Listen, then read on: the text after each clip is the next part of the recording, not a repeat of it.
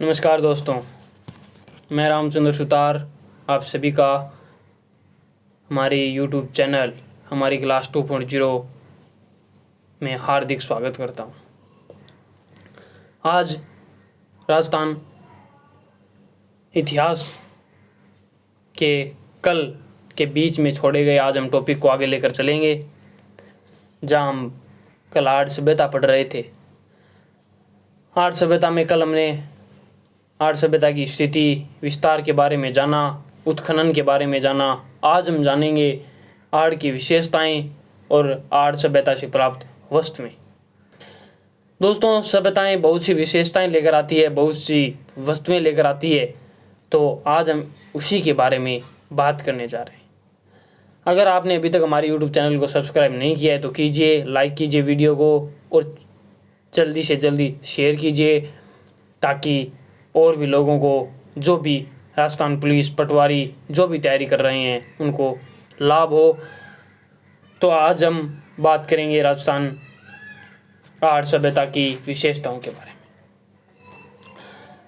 सबसे पहले दोस्तों, अगर हम पहली विशेषता की बात करें तो इसके उत्खनन के 3 स्तर हैं। ये 3 अलग अलग समय में इस सभ्यता का उत्खनन हुआ।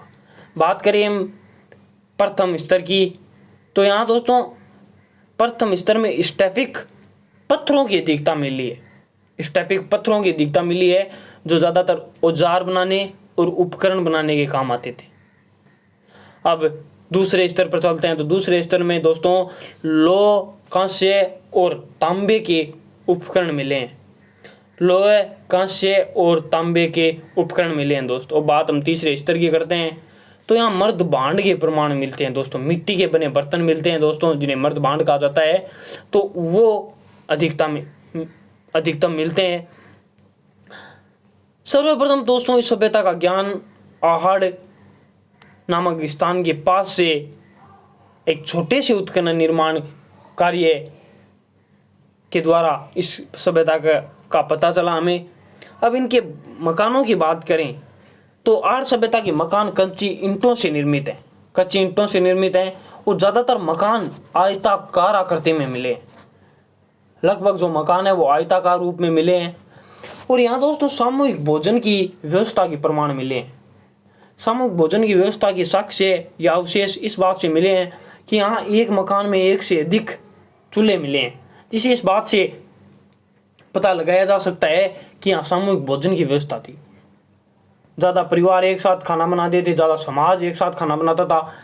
और एक घर में 6 चूल्हे भी मिले हैं, जो एकदम ये साबित करता है कि यहाँ लोग एक साथ भोजन बनाते थे।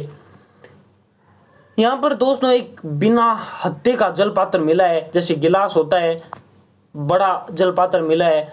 ऐसा ही एक ईरान और बलूचिस्तान में भी दोस्तों जल पात्र मिला है, जिसे इस अनुमान लगाया जाता है। और पुरातत्वविदों का कहना है कि ये जो व्यापार था आर्य सभ्यता का, वो ईरान और बलूचिस्तान तक फैला हुआ था, उनसे भी वो व्यापार करते थे। अभी आर्य सभ्यता में दोस्तों 2 शब्द आते हैं जो बहुत कंफ्यूज करते हैं एग्जाम में, गोरे या कोठे। ये क्या है दोस्तों? इनके बारे में पढ़ें तो दोस्तों इनका मतलब होता है कि जो आर्य सभ्यता के लोग मिट्टी के बने बड़े बड़े कोठे होते थे, जिसे उनकी स्थानीय भाषा में कोठे कहा जाता था, कि बड़े बड़े अनाज संग्रहण करने के पात्र होते थे। अनाज संग्रहण करने के बारिश से बचाने के लिए अनाज को गोरे व कोठे में रखा जाता था। और मिट्टी के होने के कारण इन्हें मर्द भांड भी कहा जाता है, इन्हें मर्द भांड भी कहते हैं। अब बात करें हम सिक्कों की, तो दोस्तों आर्य सभ्यता में यहाँ 6 यूनानी मुद्राएं मिली हैं दोस्तों। तांबे की मिली हैं, तांबे की 6 यूनानी मुद्राएं मिली हैं। अब इससे इस बात का पता लगाया जा सकता है, इस बात का एकदम स्पष्ट पता लगता है कि उनका जो व्यापारिक विस्तार था वो यूनान तक भी फैला हुआ था, यूनान की तरफ भी फैला हुआ था। यहाँ पर 3 मोहरें भी प्राप्त हुई है। इन मोहरों पर एक तरफ तो दोस्तों त्रिशूल और दूसरी तरफ यूनानी देवता जिसे अपोलो कहा जाता है, उनका चित्र अंकित है। अपोलो के एक हाथ में आगे हाथ में तरकस है, आगे बाण है दोस्तों, और पीछे तीर दिखाए गए हैं। और इनके सिक्कों पर यूनानी भाषा में लेख भी लिखा हुआ है दोस्तों। अब आर्य सभ्यता के हम आगे चलते हैं तो बात हम आर्य सभ्यता के उद्योग की करते हैं। उद्योग इनके तांबे का था दोस्तों। तांबे के औजार, तांबे की कुल्हाड़ी, तांबे के अस्त्र, तांबे के शस्त्र सब बनाते थे, व्यापार करते थे। तो ज़्यादातर उद्योग दोस्तों तांबे का था। यहाँ आर्य सभ्यता में एक विशेषता बड़ी गजब की है कि यहाँ तांबे गलाने की भट्टी भी मिली है। तांबे गलाने की भट्टी मिली है, जिससे एकदम स्पष्ट हो जाता है कि यहाँ प्रमुख उद्योग तांबे का था। लोग ज़्यादा तांबा काम में लेते थे, लोग ज़्यादा औजार तांबे के बनाते थे। तो तांबा यहाँ का प्रमुख उद्योग था।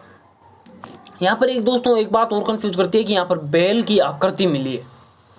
बेल की आकृति मिली है तो कुछ पुरातत्वविद ये कहते हैं कि ये टेराकोटा पत्ती से निर्मित है। यहाँ पर हालांकि यहाँ पर टेराकोटा पत्ती का जो मत है वो सभी लगभग विद्वान एक मत है कि ये टेराकोटा पत्ती से निर्मित है।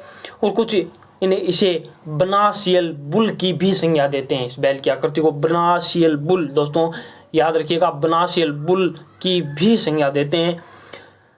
अब बात करें इनके अंतिम संस्कार की, जीवन के अंतिम पड़ाव की, तो ये सब को गाड़ते थे दोस्तों। जो भी आदमी अपना जीवन समाप्त कर लेता था, उसके आभूषण, उसके कपड़े उसके साथ ही गड्ढे में फेंककर इसे दफनाया जाता था। मुख ये उत्तर की तरफ करते थे जो भी जीवन समाप्त कर लेता था, और पैर दक्षिण की तरफ करते थे। ये इनकी प्रथा थी दोस्तों। बात अगर हम इनके फसल की करें तो ज्वार व चावल के प्रमाण यहाँ मिलते हैं। और यहाँ पर एक उद्योग और निकल कर आता है कि यहाँ पर रंगाई और छपाई के भी प्रमाण मिले। रंगाई और छपाई के प्रमाण मिलते हैं। अब देख सकते हैं आप, आर्य सभ्यता में प्राप्त वस्तुएं, मकानों में नींवों में पत्थरों का प्रयोग हुआ है दोस्तों। तांबा गलाने की भट्टियाँ जैसा मैंने बताया। ईरानी शैली के छोटे हत्थेदार बर्तन भी मिले हैं। हड्डी का चाकू मिला है। मिट्टी का तवा, सुराही, मिट्टी का तवा भी मिला है। एक मकान में मैंने बताया 6 चूल्हे एक पंक्ति में मिले हैं। टेराकोटा निर्मित 2 स्त्री धड़ भी मिले हैं दोस्तों। ईरानी शैली के छोटे हत्थेदार बर्तन मिले हैं। कपड़े की छपाई है तो लकड़ी के बने ठप्पे मिले हैं। तो मैंने ये सब बता दिया दोस्तों। आज हमारी आर्य सभ्यता कंप्लीट हुई। एक बार फिर मैं आपको बता देता हूँ, आर्य सभ्यता राजस्थान इतिहास के पहले टॉपिक प्राचीन सभ्यताओं का दूसरा भाग है। पहला भाग हमने पढ़ लिया था दोस्तों, जो हमने कालीबंगा सभ्यता पढ़ा। आज दूसरा भाग भी कंप्लीट हो चुका है हमारा। आर्य सभ्यता यह उदयपुर में है, बनास या बेड़स नदी के किनारे। उदयनगरा, देजलाल सांकलिया, RC अग्रवाल, और यहाँ तो इसे ताम्रवती नगरी भी कहा जाता है दोस्तों। तो लगातार हम आपके लिए बेहतर से बेहतर क्लासेस लेकर आ रहे हैं। अगर आपने अभी तक हमारे यूट्यूब चैनल को सब्सक्राइब नहीं किया है तो कीजिए, फैमिली और फ्रेंड्स के साथ शेयर कीजिए, वीडियो को लाइक कीजिए। और आज हमारी ये क्लास पूरी हुई। कल हम एक और सभ्यता के साथ, एक और इंटरेस्टिंग क्लास के साथ आपके लिए हाजिर होंगे। प्यार यूँ ही बनाए रखिएगा। ज़्यादा से ज़्यादा वीडियो को शेयर कीजिएगा। धन्यवाद।